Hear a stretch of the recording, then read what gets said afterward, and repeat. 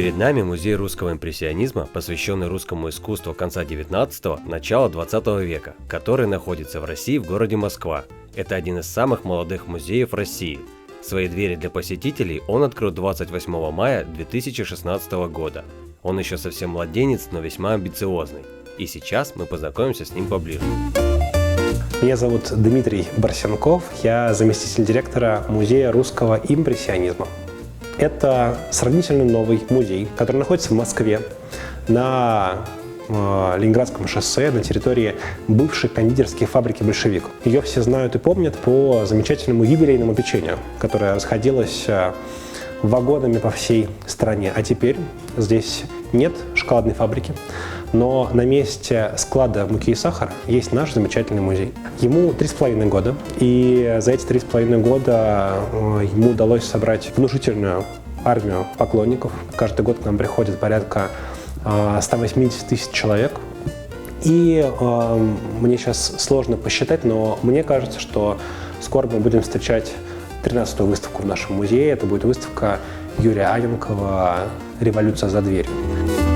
Для людей, конечно, имеет смысл сюда прийти, потому что это одни из лучших выставочных проектов в Москве. Смотрю на то, как это делают везде, в том числе и в Лондоне, и в Германии, и в других замечательных странах, городах, местах. И я понимаю, что в России выставки одни из лучших в мире. Все проекты, которые мы делаем, уникальны. Идея может родиться у кого угодно. Она может родиться у директора, у учредителя, у своего рядового сотрудника. И дальше под эту идею мы начинаем придумывать, каким образом наполнить эту идею смыслом. Мы получаем каждый раз абсолютно новое художественное высказывание. Мы делаем всего 3 выставки в год. Есть наш музей «Добрые друзья», который делает 60 выставок в год по госзаданию. У нас такого задания нет, мы музей частный. Зато каждый из них – это своего рода блокбастер.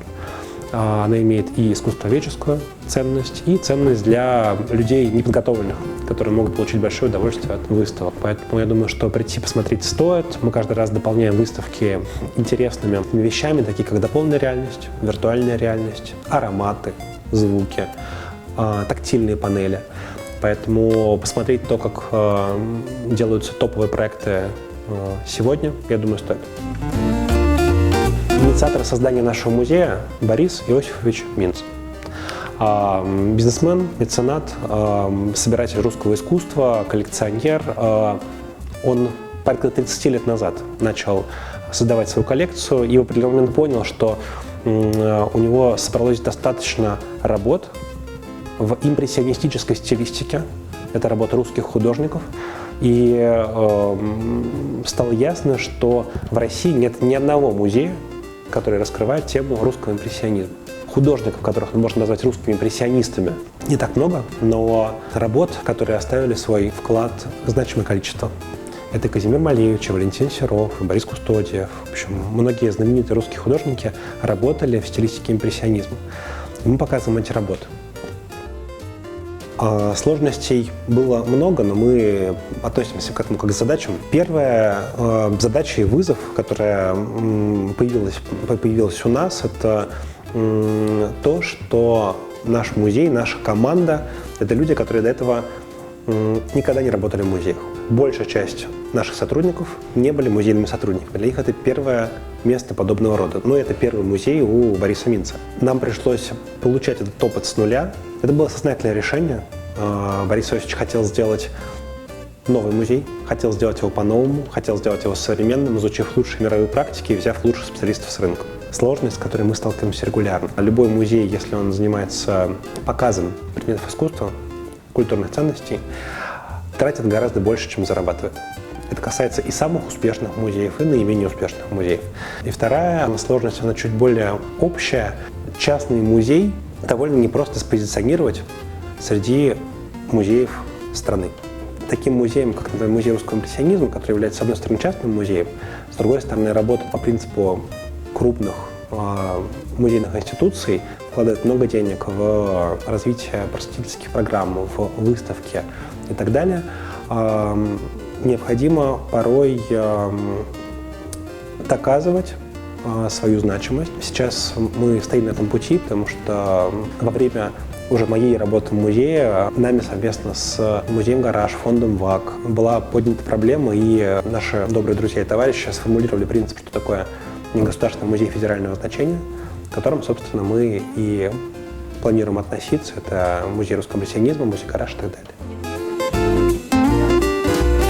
Музей русского импрессионизма не обращался за поддержкой к правительству России, но, тем не менее, мы достаточно плотно взаимодействуем с правительством Москвы. И, к счастью, городские власти хорошо понимают, какой вклад мы вносим в культурную сферу столицы. Они понимают, что мы это делаем сами, без каких-то там требований денег или каких-то там серьезных ресурсов. Поэтому они нам помогают там, где они могут. В частности, мы, начиная с основания музея, размещаем рекламу на городских поверхностях наших новых выставок. Это для нас серьезная поддержка, потому что если бы мы покупали это за деньги на коммерческих условиях, то мы бы тратили миллионы рублей только на наружку. Для нас это сейчас стоит исключительно объем продакшена рекламных материалов. Для меня русская культура – это то, что позволяет смотреть на мир с разных сторон, то, что дополняет мою картину мира. Авторы, которые создавали выдающиеся произведения русской культуры, по большому счету видели то же, что и мы.